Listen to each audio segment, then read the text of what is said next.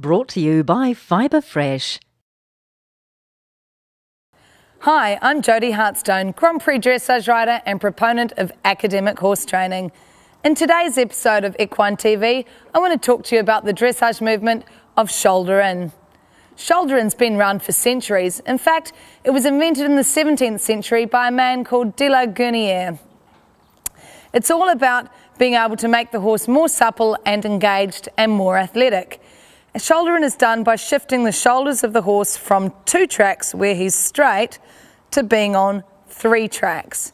You can see here that the horse is forming 3 tracks, one with his outside hind, the second with his outside foreleg and inside hind, and the last track being made with his inside foreleg.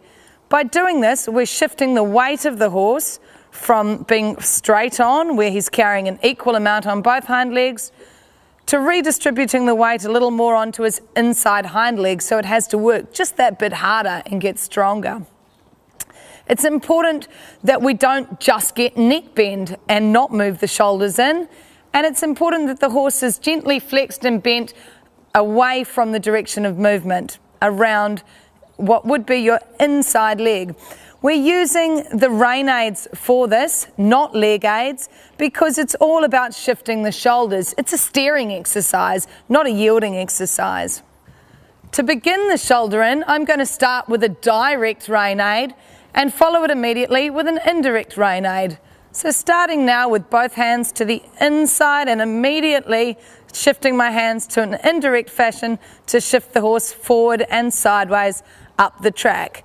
If he tries to straighten his own body, I can use my outside rein to bring him back in. And again here, to begin the shoulder in, both hands to the inside and then a little indirect rein to shift him up the track. If I do need my leg to increase the impulsion of the horse, I can give a squeeze, but my legs do not make the shape of the shoulder in. Remember, your legs aren't there for steering, the reins are there for steering, and shoulder in is simply about moving the forelegs of the horse from 2 tracks onto 3 tracks with a little bit of bend and flexion away from the direction of movement.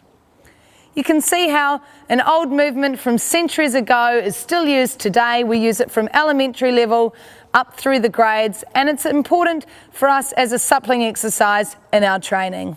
I'm Jodie Hartstone. Thanks for watching this episode of Equine TV. We'll catch you again soon. Brought to you by Fibre Fresh.